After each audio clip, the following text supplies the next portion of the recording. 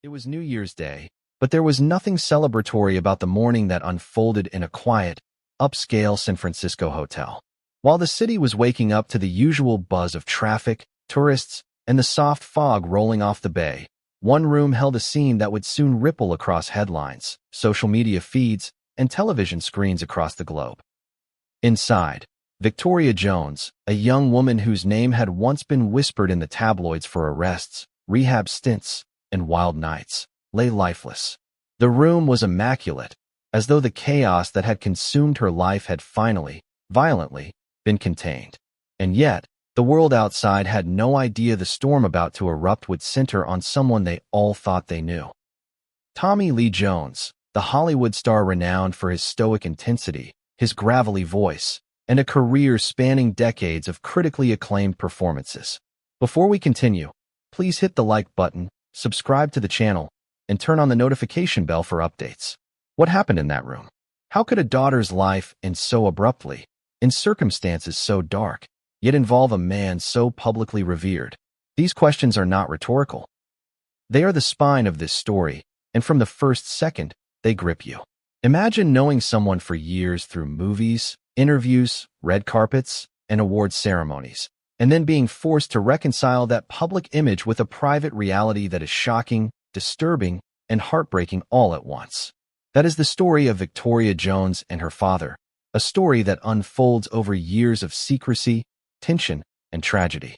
Victoria's life was marked by struggle.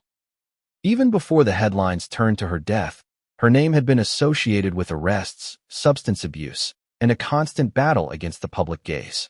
People who met her described her as charismatic, bright, and yet haunted, someone who could light up a room one moment and disappear into the shadows the next. The press painted her as a tragic figure, but they never told the full story. They never showed the cracks in the carefully constructed narrative that her father, Tommy Lee Jones, had maintained for decades. Nor did they capture the sense of isolation that Victoria herself must have felt, navigating fame-adjacent life while battling demons that were often invisible to the outside world. And yet, it was not just her struggles that made this story remarkable. It was the way those struggles intersected with her father's presence. For years, Tommy Lee Jones had been a figure of authority and control, not just in the public eye, but in his private life.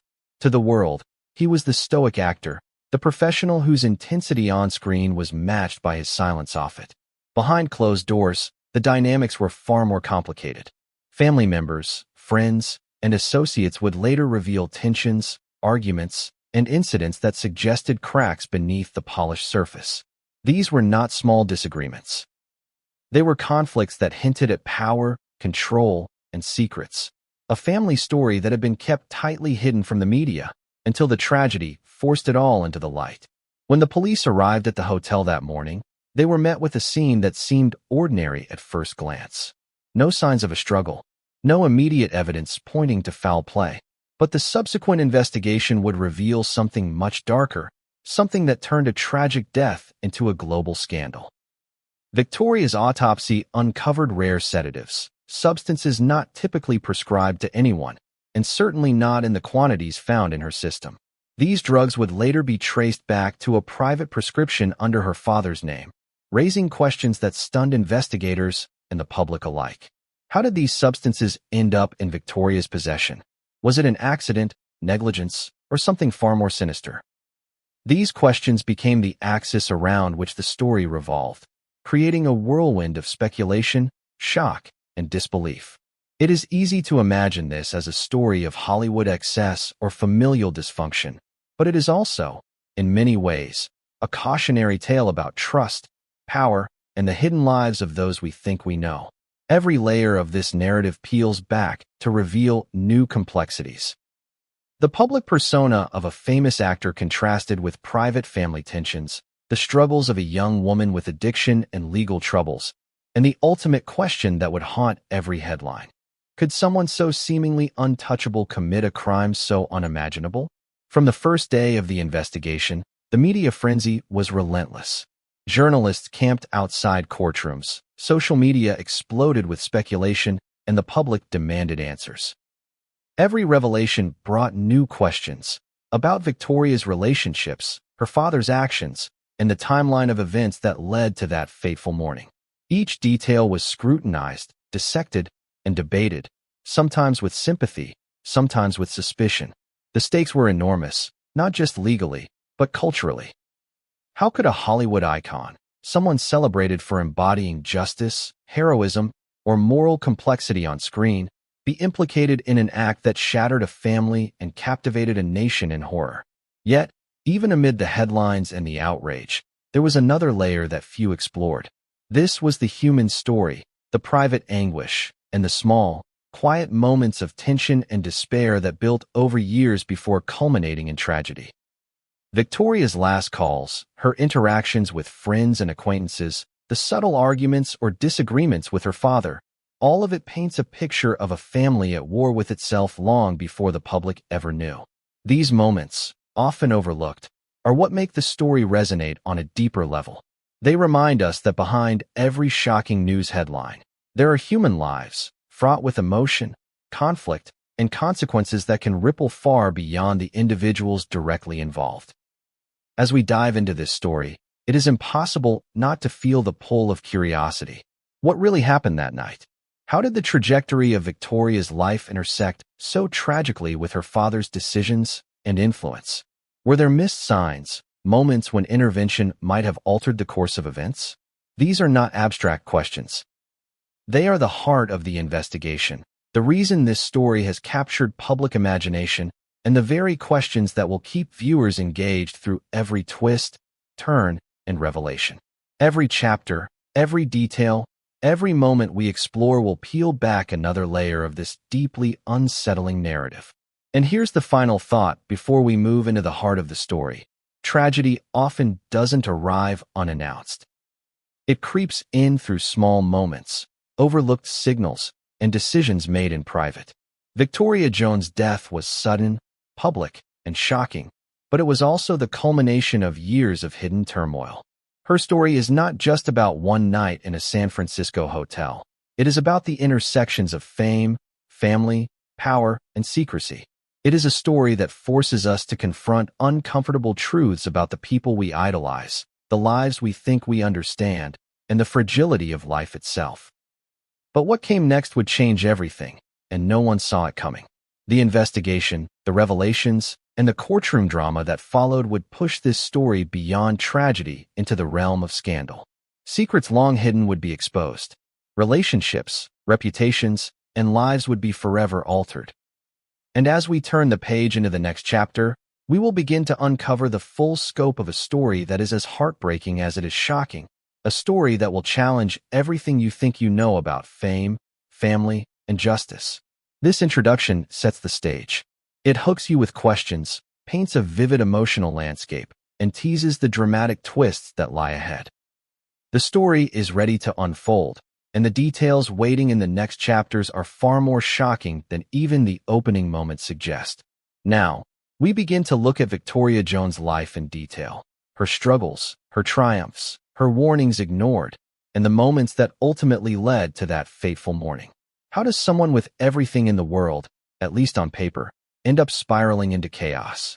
Victoria Jones was not just Tommy Lee Jones' daughter. She was a young woman caught in a collision of fame, pressure, and personal demons that no one could fully understand. From the outside, she seemed to live a life many would envy: celebrity parties, social connections, doors opened by her father's name. But inside, every advantage carried a shadow, a weight few could see. Victoria's childhood was a mix of privilege and isolation. Friends recall a girl who could charm any room, who laughed easily, but who often disappeared for hours, locked in her own world. There were hints of trouble early on. School records showed absences, disciplinary actions, and a pattern of rebellion. But to her family, these were just teenage phases. To the public, she was just another young woman making headlines for minor missteps. No one imagined these small signs were harbingers of something much darker. Her teenage years were punctuated by clashes with authority, parents, teachers, even law enforcement. Arrest records began to accumulate, first small, almost trivial: disorderly conduct, underage possession, minor altercations. Each incident, on its own, seemed manageable. But patterns were forming. Alcohol, prescription pills, and other substances became part of her daily reality. The question that haunted everyone who tried to intervene was simple. Could someone so bright, so seemingly capable, fall so far so fast? And if they could, who would stop it? Victoria's friends were often the first witnesses to her struggles. Some spoke of her charisma and intelligence, others of her unpredictability. One moment, she was full of life, a close friend would later say. The next, she could vanish for days, unreachable, and desperate. Family members tried to step in. Calls, letters, interventions, they all happened. But Victoria's rebellion was fueled not just by hormones or the typical frustrations of youth. There was a deep, persistent pain underneath, one that connected to issues few fully understood. By the time she reached her early 20s, Victoria's pattern of arrests and substance abuse was no longer a secret. Headlines began to follow her. Tabloid stories sensationalized her struggles, painting a picture of a troubled Hollywood offspring. But the public only saw fragments. The arrests, the rehab stints, the headline-grabbing incidents. They didn't see the late nights spent alone, the arguments with her father behind closed doors, the nights where she begged herself to keep going, to hold on to hope, only to feel that hope slip through her fingers. And yet, even in the midst of chaos, Victoria's personality remained magnetic. People who knew her intimately describe a complex mixture of vulnerability and defiance. She was fiercely independent, yet deeply craving approval. She could command attention in a room, yet disappear quietly when the world became too much. Here was the contradiction: a young woman whose life seemed enviable, whose future seemed bright, and yet one who felt trapped in circumstances she could neither fully control nor escape. Her father's influence loomed over her in ways the public never fully grasped. Tommy Lee Jones, known for his stoic, uncompromising on-screen presence, was equally imposing in private. Reports from acquaintances suggest a relationship fraught with tension. There were attempts at guidance, certainly, but there were also allegations of controlling behavior, strict boundaries, and expectations that Victoria could never seem to meet. Was this pressure a product of love or control? A protective hand or a suffocating grip? Perhaps both. And therein lay the tragic complexity of their dynamic. The world was not kind to Victoria. Every misstep, every arrest, every struggle with addiction was amplified by her connection to a famous father. The media coverage was relentless, turning personal pain into public spectacle. In interviews, she would sometimes appear defiant, at other times vulnerable, never fully revealing the depth of her inner turmoil. How does someone navigate a life where privacy is impossible, mistakes are magnified, and compassion is conditional? That is the question Victoria faced every day. Her legal troubles became increasingly serious. Court appearances, probation violations, and rehab stints were routine. Each time, there was hope she could stabilize, that she could reclaim her life. Each time, something intervened, a relapse, an argument, a public humiliation that sent her spiraling again. And each time, her father was there in some form, a figure both protective and controlling, caught between trying to shield her and trying to enforce order in a life that seemed increasingly unmanageable. What makes Victoria's story particularly haunting is the sense that the end was not inevitable, but the pattern was undeniable. A young woman with access to resources, love, and opportunity still found herself on a trajectory that led to the San Francisco hotel room on New Year's Day. Every arrest, every rehab stint, every publicized incident was a warning. And yet, those warnings went unheeded or unnoticed by the world outside, leaving Victoria isolated in her struggle. There were moments of light, moments when hope seemed possible. Friends recall brief periods when she appeared to be turning things around, showing signs of clarity and ambition. She spoke of wanting to make amends, to regain control of her life, to find peace. But these moments were fleeting, interrupted by setbacks that seemed almost inevitable given the forces surrounding her: public scrutiny, familial tension, and her own internal battles. The question that lingers is this: could anyone have intervened effectively? Was Victoria a victim of circumstance, of neglect, or of something far more deliberate? As the years passed, the incidents grew more serious, more public, and more troubling. Substance use escalated. Arrests were no longer minor. They involved overdoses, emergency medical interventions, and police reports that hinted at escalating desperation. Each episode added another layer to the narrative the media constructed. The troubled starlet, the Hollywood tragedy, the young woman living under the shadow of her father's fame. But even as the public absorbed these stories, they missed the subtleties. The late-night phone calls pleading for help, the letters to friends expressing fear and regret, the private moments of reflection where Victoria questioned her choices and her worth. By the time she arrived in San Francisco that fateful New Year's, the trajectory of her life was set against a backdrop of personal struggle, family tension, and public scrutiny. She carried with her the weight of past mistakes, the scrutiny of the world, and the complex, often painful relationship with her father. All of these factors converged in a way that would make her death not only tragic, but deeply complicated. It was a tragedy born of multiple forces, not a single act. But that complexity would become central to the investigation that followed. And yet, in understanding Victoria's life, one must also confront the uncomfortable truths about the world around her. Fame, privilege, and family can offer protection, but they can also isolate, expose, and magnify pain. The very elements that might have seemed like advantages, connections, money, recognition, were, paradoxically, part of what made her vulnerable. How could someone so visible feel so invisible? How could the world see her in fragments while the whole, harrowing picture remained hidden until it was too late? Victoria Jones' life, in retrospect, was a series of signals, moments of tension and struggle that hinted at the coming catastrophe. Every arrest, every rehab stint, every confrontation with family or authority was a breadcrumb along a path that led inexorably to tragedy. The story is heartbreaking, not because of the public scandal that would follow, but because of the human reality behind the headlines. A young woman, caught between love and control, independence and expectation, hope and despair, whose life ended far too soon. But as much as Victoria's struggles set the stage, they were only the beginning. Because what happened next, the night of her death, the investigation that followed, the shocking revelations about the substances found in her system, would turn a personal tragedy into a story of global attention, legal battles, and questions that would haunt the public consciousness for years.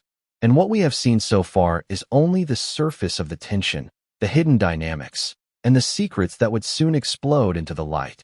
How much of someone's life is theirs, and how much is defined by the world they are born into? For Victoria Jones, the answer was never simple. She was not just the daughter of Tommy Lee Jones, one of the most respected, enigmatic actors of his generation. She was constantly living in the shadow of a public persona that few could fully comprehend. Every mistake, every misstep, every personal struggle was filtered through a lens of celebrity. Her life and her death were never purely private, and that would shape the events leading to New Year's Day in ways no one could have predicted. Tommy Lee Jones was, on the surface, the epitome of Hollywood cool. Stoic, intense, and unshakably private. He built a career on portraying authority figures, lawmen, and characters who balanced moral clarity with a simmering intensity. Audiences admired him not only for his acting, but for the aura of gravitas he carried off-screen. Rarely did he give interviews. He avoided scandals. He cultivated an image of quiet professionalism, a man whose fame was earned but never flaunted. To most, he seemed untouchable, a force of nature in a world obsessed with surface-level drama. But fame has a way of seeping into every corner of life, whether one likes it or not. For Victoria, her father's reputation was both shield and cage. On one hand, it opened doors. She moved through social circles, attended events, and had access to resources that most people could only dream of. On the other, it set impossible expectations.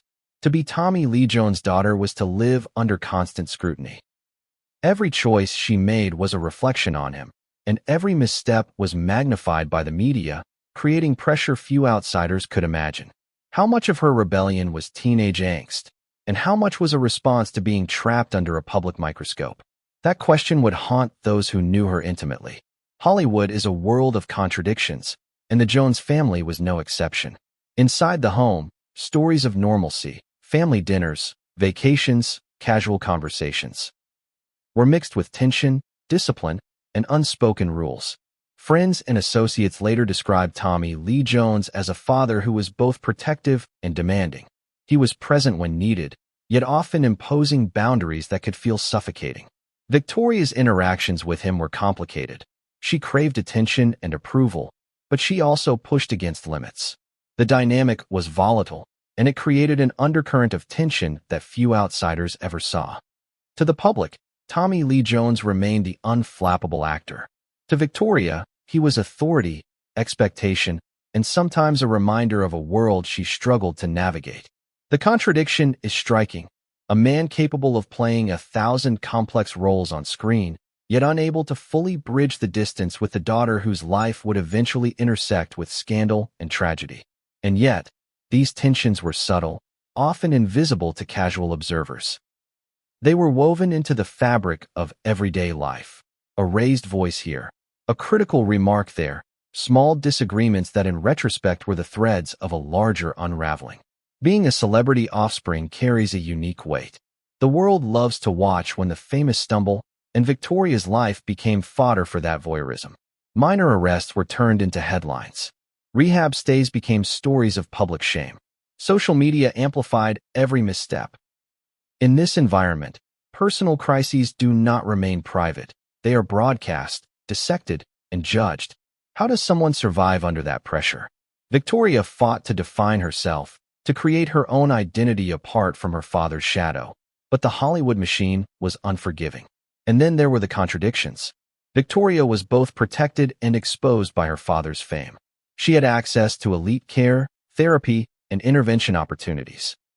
She could have lived almost anywhere, sought treatment quietly, and been shielded from public exposure.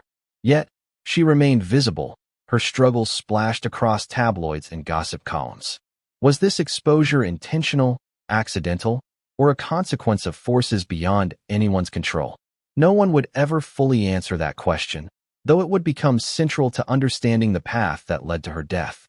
Tommy Lee Jones' career had always been about control.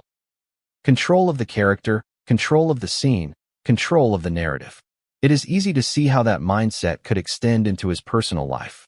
Friends and family describe moments when his presence was a stabilizing force, offering guidance and structure. But there were also reports of rigidity, insistence on propriety, and moments when his interventions may have crossed the line into authoritarianism. To a young woman struggling with independence and addiction, this duality could feel both protective and oppressive. Could love and control coexist in a way that ultimately helps a child? Or can they sometimes collide catastrophically? Hollywood itself is a pressure cooker, and the Jones family lived inside it in ways both visible and hidden. Parties, premieres, and red carpets created the illusion of glamour. Beneath that veneer were intense expectations, constant judgment, and relentless competition. Victoria's life was shaped by a desire to succeed, to fit in, and to find approval, both from her father and the public. Every choice, from her fashion to her friendships, was scrutinized, and every misstep risked public shaming. How does a young person navigate that kind of environment? For Victoria, it often meant turning inward, struggling privately, and seeking escape in ways that would ultimately contribute to her downward spiral. The contradictions did not end there. Despite the fame and access, Victoria experienced profound isolation. Celebrity connections can be shallow, friendships transactional, and relationships fragile. She sought normalcy in a world where nothing was normal. And the very man who offered her privilege also symbolized the impossible standards she felt forced to meet. These tensions created a feedback loop of frustration, rebellion, and desperation that few could interrupt. Her story is a reminder that the allure of Hollywood is often just that, a lure. Beneath the glamour lies pressure, scrutiny, and expectation. Families of celebrities navigate a world few can understand, and children of fame often bear invisible burdens. For Victoria, the interplay between her father's fame and her personal struggles created a perfect storm.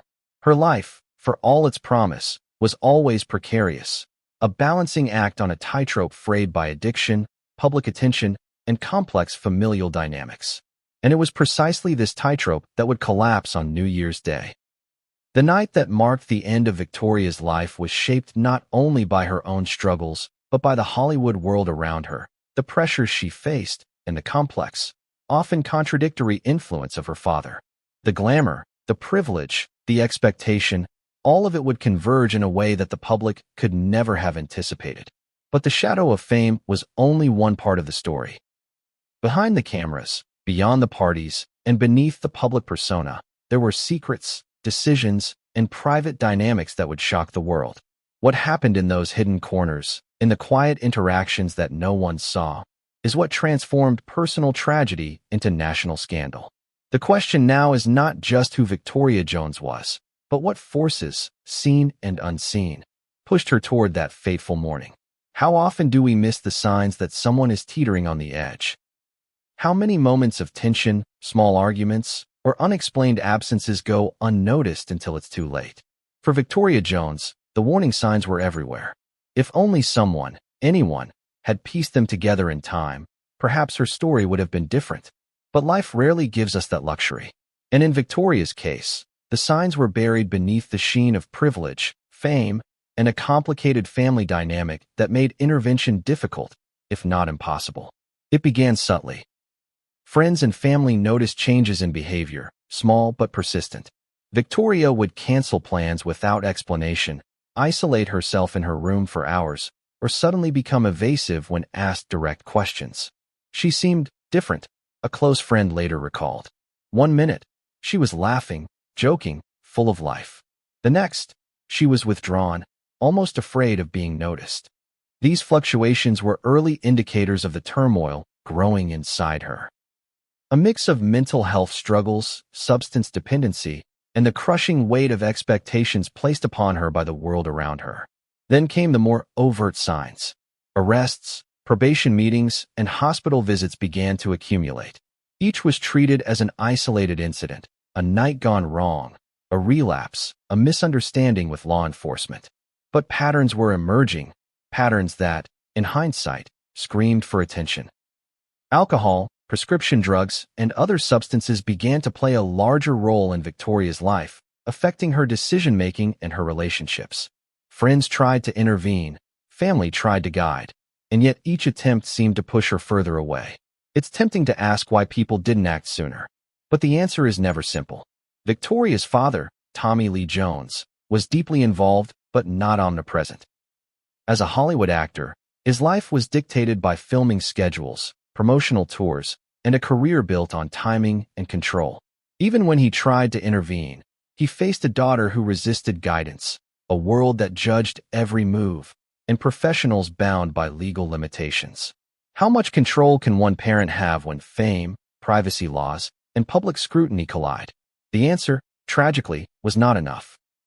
Beyond the immediate family, friends and acquaintances began noticing patterns of escalation.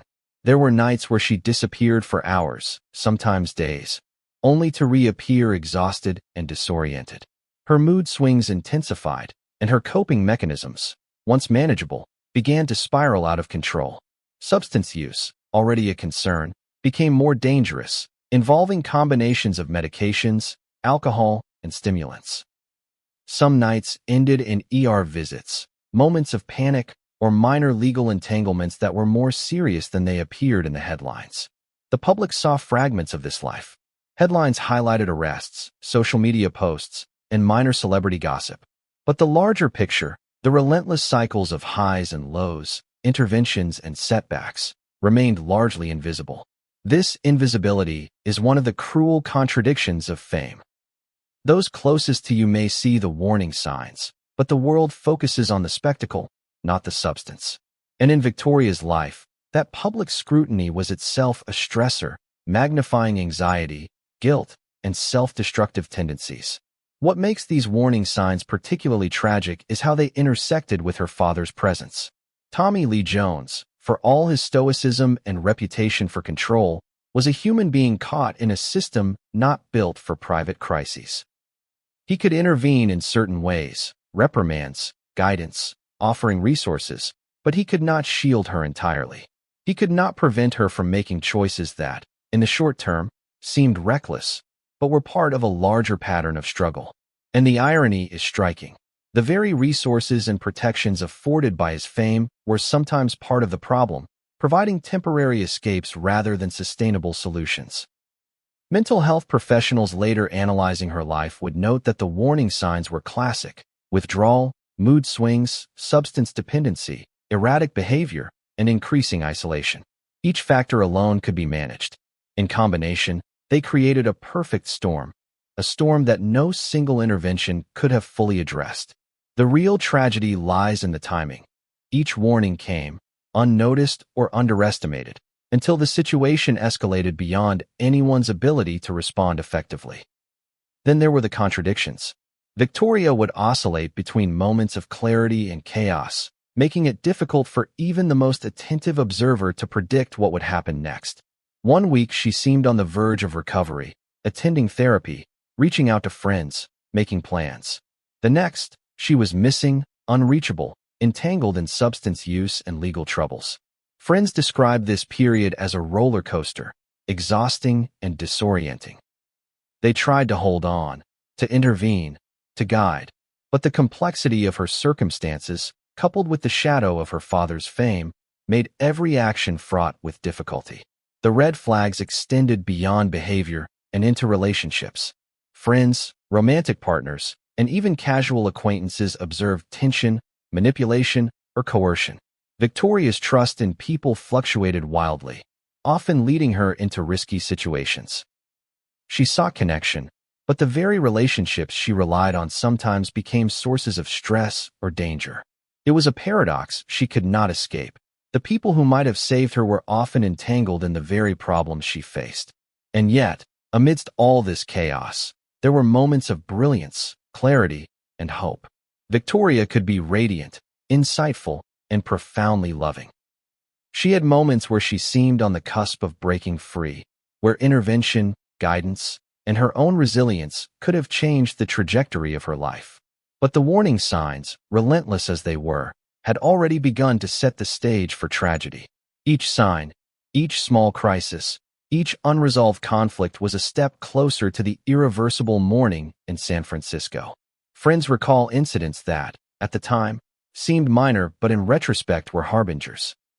A sudden hospitalization for an overdose, an argument with a family member that seemed trivial but left deep emotional scars, an interaction with law enforcement that escalated in a way that signaled a deeper struggle.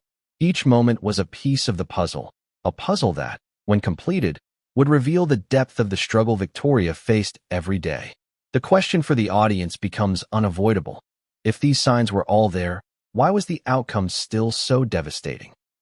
The answer lies in the intersection of family, fame, addiction, and mental health, a combination that creates a perfect storm even the most attentive observers can fail to navigate. Every warning signal, every red flag, was a call for intervention. And yet, each one went partially unheeded, leaving Victoria increasingly isolated, vulnerable, and unprotected. And as the story unfolds, we begin to see how these warning signs were not just indicators of personal struggle, but precursors to the shocking revelations that would follow. What would investigators discover about her final days?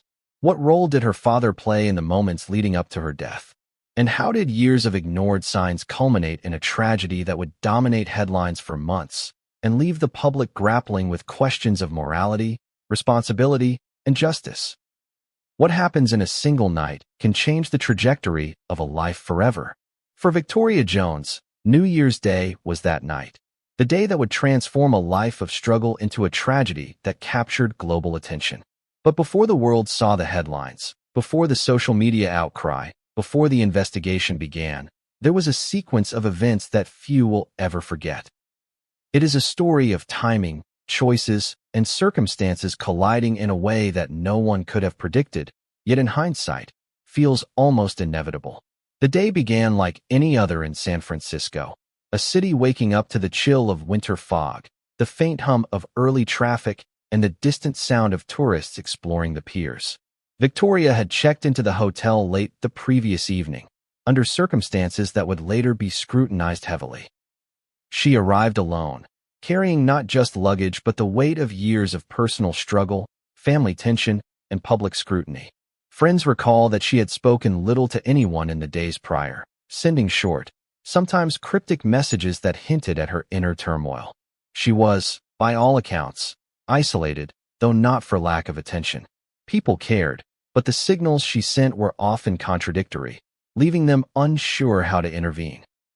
Inside her hotel room, the world was quiet, deceptively so. Observers would later note that nothing about the physical environment suggested impending tragedy. The room was neat, orderly, almost meticulously arranged. Yet the stillness was misleading. Beneath the surface, Victoria's mind was racing, torn between fleeting hope and despair. The substances in her system, the remnants of old habits, and the psychological weight of years of struggle combined in a volatile mix. To anyone walking in, she might have appeared merely contemplative. To those who understand addiction and mental health crises, she was teetering on the edge. The hours before her death were filled with small, seemingly insignificant actions that, when pieced together, reveal the complexity of her final day. She made phone calls, some to friends, some to family, each conversation a mixture of longing, confusion, and resignation. Friends report that she sounded different. Detached, even robotic at times, yet occasionally sharp, self-aware, and startlingly lucid. It was the kind of behavior that often precedes a critical incident, a person appearing in control while internal chaos steadily builds. In the hotel lobby, staff later recounted brief interactions that seemed routine. Victoria checked in, requested room service, and moved quietly through the corridors. Nothing unusual drew attention, and yet, in retrospect, each action was a fragment of a larger puzzle. The ordinary veneer of her movements masked the extraordinary culmination of a lifetime of warning signs. Then came the moment that would later define the night, the point at which the substances in her system, her psychological state, and the environment around her converged into crisis. The exact timeline, reconstructed through surveillance, phone records, and witness testimony, shows a sequence of choices and actions that, when combined, were catastrophic. It began with the ingestion of medications that were later traced to her father's private prescription. Rare sedatives, not typically prescribed to her, entered her system, substances that would depress the central nervous system and exacerbate existing vulnerabilities. How they ended up in her possession, and why, would become a central question in the investigation that followed. As the evening progressed, Victoria's condition deteriorated rapidly. Staff noticed subtle signs. Irregular breathing, a pallor that seemed off, movements that were slower than usual. Yet because nothing overtly alarming had occurred previously, intervention was delayed. It is a tragic pattern familiar to those who study addiction and substance crises. Early signs are missed because nothing dramatic has yet happened, and by the time the situation escalates, it may already be too late. Friends who spoke to her in the hours leading up to her death recall a tone of resignation in her voice. There was no panic, no overt cry for help. Only a quiet, almost imperceptible sense of fatigue, of having fought a battle for too long. Some messages hinted at fear, others at hope, creating the confusing picture of a young woman caught between life and death, fully aware of the stakes, but unable to alter the trajectory. It is one of the cruel contradictions of her story. Clarity in crisis does not always equate to safety. By the late hours of the night, Victoria's situation had escalated to a point where the physical effects of the substances and the cumulative impact of her struggles became irreversible. Emergency medical intervention was either delayed or unable to reverse the course. The specifics of those final moments, what she felt, what she thought, what she hoped, remain largely unknowable, leaving only reconstruction through evidence, witness testimony, and forensic analysis. Then, at the heart of the tragedy, the world outside began to learn of the crisis. News of her condition spread rapidly, amplified by social media and media outlets. Speculation began to mix with fact, creating a storm of misinformation that would continue for weeks. The narrative was already forming. A young woman, struggling with addiction, found dead in a hotel room. But what no one knew at that moment, and what would soon shock investigators, was the presence of substances traced back to her father. The confluence of events that night illustrates just how fragile a human life can be when multiple risk factors converge. Addiction, mental health struggles, family dynamics, and access to potent substances created a scenario where tragedy became almost inevitable. And yet, it is the human response, the failed interventions, the missed warnings, the timing of events, that adds layers of complexity and heartbreak to the story. As investigators would later uncover, the night was not a simple sequence of cause and effect. It was a chaotic interplay of human decisions, environmental factors, and personal history. Each element, each action Victoria took, each decision by those around her, each moment of oversight, played a role in the outcome. The tragedy was both immediate and long in the making, a perfect storm of personal vulnerability and circumstantial pressure. And the aftermath would be even more shocking. The autopsy, the investigation, the revelations about the medications, and the subsequent legal implications would turn a personal tragedy into a scandal that gripped the nation. What began as a single night of misfortune would unravel years of secrecy, tension, and family complexity. It would challenge perceptions of fame, responsibility, and morality. And no one, at that point, could have predicted the magnitude of the scandal that would follow. The events of that night were just the beginning. The investigation, the media storm, and the courtroom drama that would follow were all set into motion by the hours that passed quietly in a San Francisco hotel room on New Year's Day, a night that changed everything. What could a medical report reveal that the public couldn't ignore? When Victoria Jones' body was examined, the autopsy findings stunned not only the investigators, but anyone who would later read the reports. The substances found in her system were rare, unusual, and their origin, traced back to her father, Tommy Lee Jones, raised questions that would dominate headlines, fuel speculation, and turn a private tragedy into a national scandal. But before we get to that, it's important to understand the full weight of what the autopsy uncovered and why it was so alarming. The first shock came with the discovery of sedatives that were not typically prescribed to her. These were powerful drugs, capable of suppressing the central nervous system, inducing extreme drowsiness, and, in high doses, causing fatal consequences. Toxicologists noted the combination of substances as unusual, compounded in a way that suggested deliberate administration or gross negligence. Experts would later describe the mixture as highly risky and not something a casual user would normally have access to. How Victoria obtained them became the first question investigators asked, and the answer would change the course of the investigation entirely. It wasn't long before a connection to her father surfaced. Investigators traced the rare medications to a private prescription under Tommy Lee Jones' name. This revelation sent shockwaves. How had these prescription-only drugs made their way from a controlled source to Victoria? Were they given intentionally, negligently, or accidentally? The implications were staggering, and each possibility carried a different legal and moral weight. For the public, the idea that a respected Hollywood actor might be implicated in his daughter's death was both shocking and almost unthinkable. But the autopsy did more than identify the substances. It painted a picture of a body under siege, years of substance use, repeated overdoses, and the physical toll of addiction visible in the organs, tissues, and chemical balances.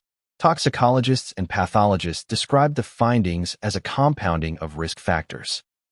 A body weakened by years of abuse, exposed to rare sedatives, and subjected to a combination that could easily prove fatal. In short, Victoria was a perfect storm of vulnerability, and the autopsy was the evidence that confirmed it. Family members, lawyers, and investigators began to piece together timelines and access points. How long had she been using these substances?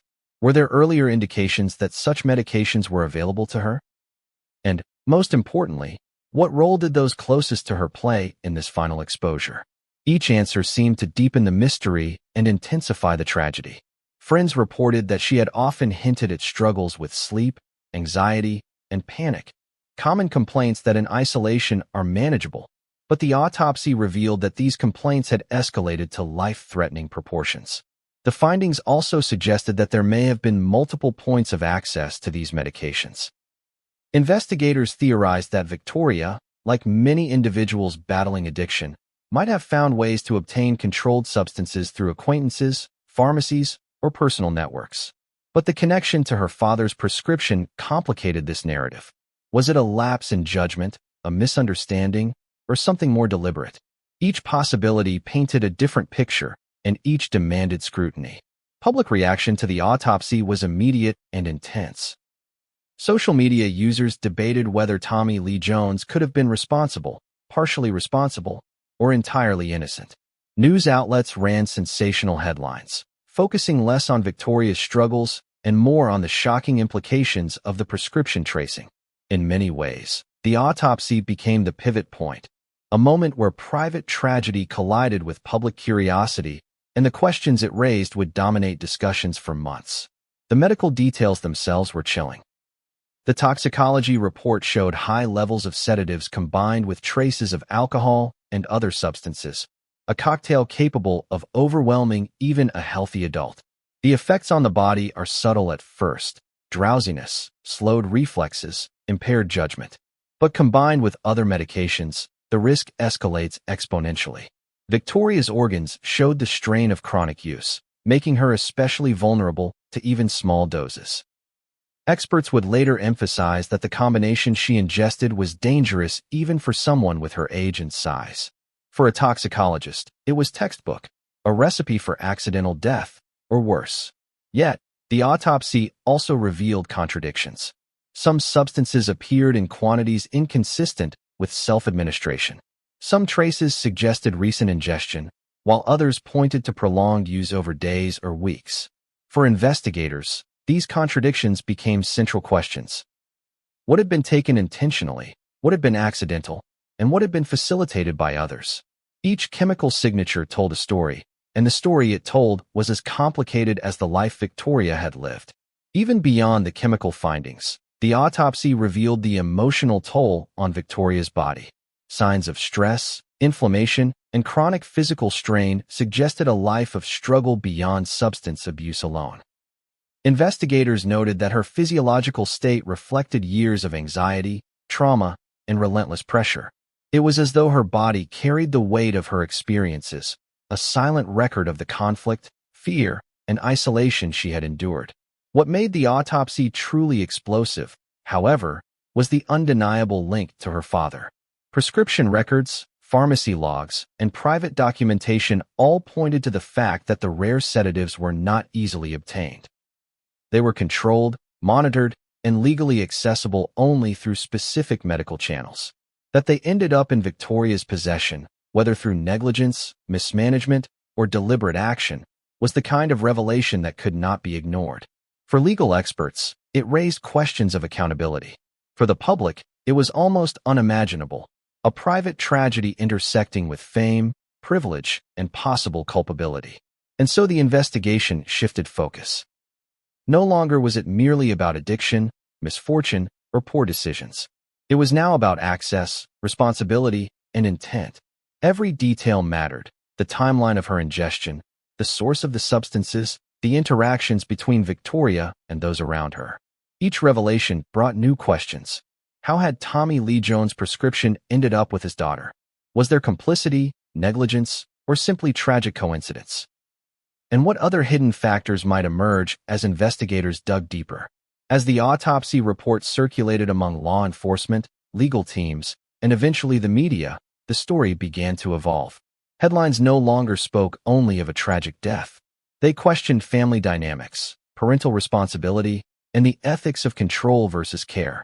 Social media debates exploded with speculation, accusations, and theories. What had been a private tragedy now became a public scandal, fueled by facts, implications, and the undeniable connection to a Hollywood icon. But the autopsy, as definitive as it seemed, did not answer every question. It provided evidence, but it also raised more mysteries than it solved. How long had Victoria been taking these sedatives? Were others aware? Could the tragedy have been prevented if earlier interventions had been more effective? These unanswered questions loomed large, creating a suspense that would carry the story into the courtroom and beyond. And what came next? The investigation that followed the autopsy, the tracing of evidence, and the legal implications, would push the narrative into uncharted territory. The substances found in Victoria's system were just the beginning. The autopsy had provided the facts, but the context, the choices, and the implications were only starting to come into focus. What unfolded in the weeks and months following the report would shock the public, complicate legal definitions, and forever alter perceptions of both Victoria Jones and her father. The night was over, and the autopsy was complete, but the story was far from finished. In fact, it was just beginning. And what came next would reveal a level of complexity, secrecy, and controversy that no one, least of all the public, could have anticipated. What happens when a life ends under mysterious circumstances?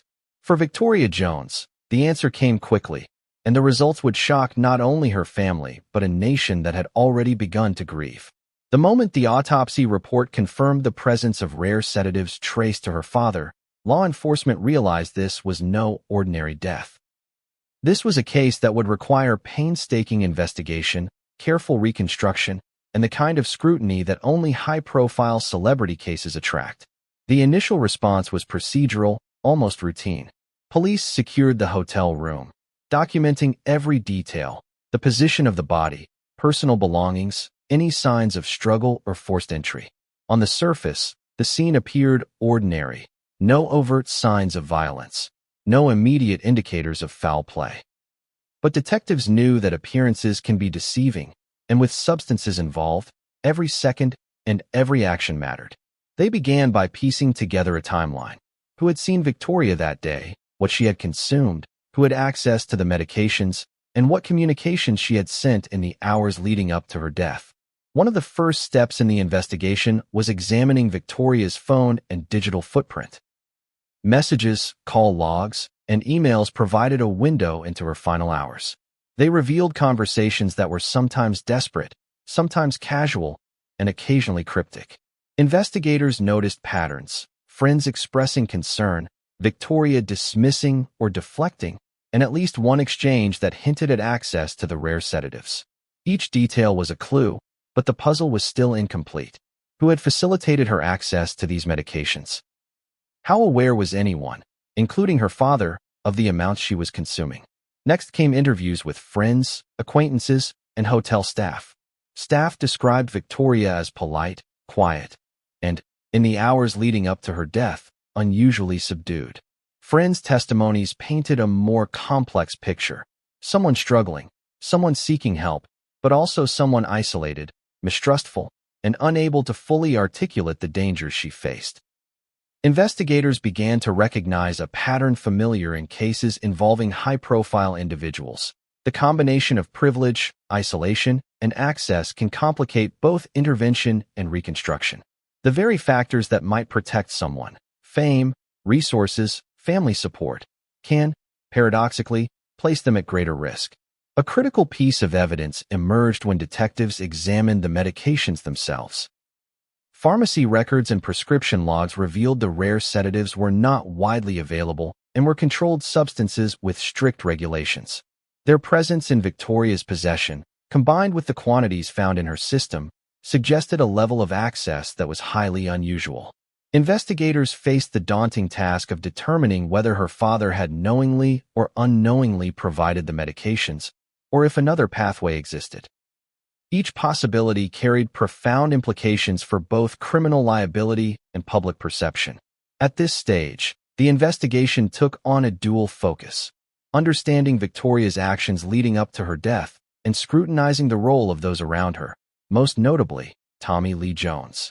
Investigators explored family dynamics, past interventions, and prior incidents, looking for patterns that could indicate negligence, complicity, or systemic failure. The juxtaposition of a highly controlled, private actor like Tommy Lee Jones and a daughter struggling openly with addiction created a tension that investigators had to navigate carefully. Every statement, every timeline discrepancy, and every witness account mattered. Legal advisors were brought in early due to the high-profile nature of the case. They emphasized careful handling of evidence, the need for confidentiality, and the public relations consequences of each step. In high-profile investigations, facts can be overshadowed by speculation, and the court of public opinion often moves faster than legal proceedings. For the Jones family, This meant that even private interviews, statements, and interventions would be scrutinized in ways that could influence the trajectory of the investigation and, eventually, the trial. Investigators also turned to digital forensics to reconstruct Victoria's last days. Social media posts, location data, and timestamps provided insight into her movements and interactions. They showed her attending appointments, reaching out to friends, and, at times, retreating into solitude. Patterns emerged that painted a picture of a young woman teetering on the edge, seeking help, but unable to fully access or accept it. Each digital footprint was both a clue and a record of her internal struggle, providing investigators with invaluable context for the tragic outcome. Complicating matters further were inconsistencies in witness statements. Some friends reported conversations about sleep aids and sedatives, others denied any knowledge. Staff remembered certain details differently, and family accounts conflicted in small but significant ways. These discrepancies are common in complex cases, but they intensified the challenge of constructing an accurate timeline. Investigators had to sift through competing narratives, determine credibility, and reconcile accounts with forensic evidence, a painstaking process that would take months. As the investigation progressed, law enforcement faced pressure from multiple directions. The public demanded answers. Media outlets sensationalized developments. And the family, still grieving, was forced to navigate intense scrutiny. Every move, every statement, every phone call, every interview was potentially a headline. This environment heightened tension, influenced witness behavior, and added urgency to a case that was already emotionally charged and legally complex. Perhaps most significantly, investigators began focusing on a single question. How did Victoria gain access to controlled substances from her father's private prescription? They examined prescription logs, interviews with healthcare providers, and any potential breaches in security. The investigation would later uncover discrepancies, unusual patterns, and questions about accountability that would become central to the case. It was the kind of detail that separates tragic accidents from potential criminal liability, and it would dominate the public conversation in the weeks and months that followed. And then came the moment that changed everything. The link between the rare sedatives and Tommy Lee Jones' private prescription was confirmed. It was not just a circumstantial connection, it was a documented trail that could not be ignored. Suddenly, the investigation was no longer just about a tragic death. It was about legal responsibility, moral accountability, and public perception. Every interaction, every decision, and every moment from that night would be scrutinized under an intense microscope. Investigators knew the stakes were enormous. This was not just a matter of determining cause of death. It was about understanding whether negligence, intent, or other factors contributed to a preventable tragedy. And because the case involved a high-profile celebrity, every detail would be magnified, debated, and dissected. Law enforcement had to be meticulous, precise, and prepared for the intense scrutiny that would follow. But the investigation, as thorough as it was, revealed only part of the story. What came next, the legal battles, the public accusations, and the courtroom drama, would expose deeper secrets, unearth long-buried family tensions, and challenge perceptions of what really happened in Victoria Jones' final hours. And as investigators continued to unravel the evidence, one fact became increasingly clear. The death of Victoria Jones was not just a private tragedy. It was the beginning of a public reckoning, a story that would leave no part of her life, or her father's, untouched. When the story broke, the reaction was instantaneous. Victoria Jones, the daughter of Hollywood legend Tommy Lee Jones, was dead, and the rare sedatives found in her system were traced directly to her father's private prescription.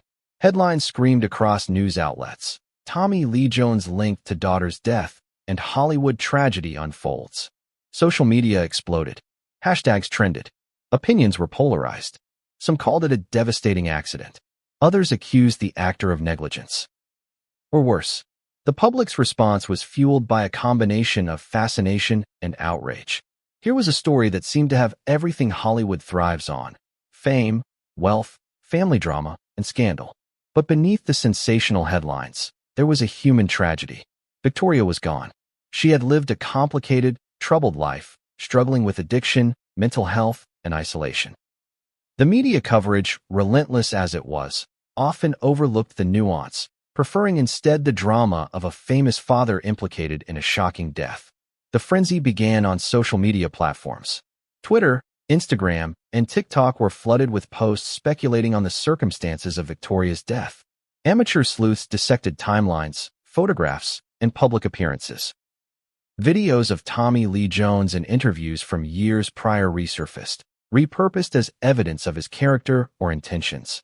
Every public appearance, every past statement, every familial interaction was scrutinized, often out of context, amplifying the narrative of scandal. Traditional media followed suit.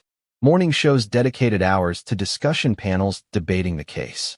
Headlines ran repeatedly, emphasizing the connection between the sedatives and the actor's prescription.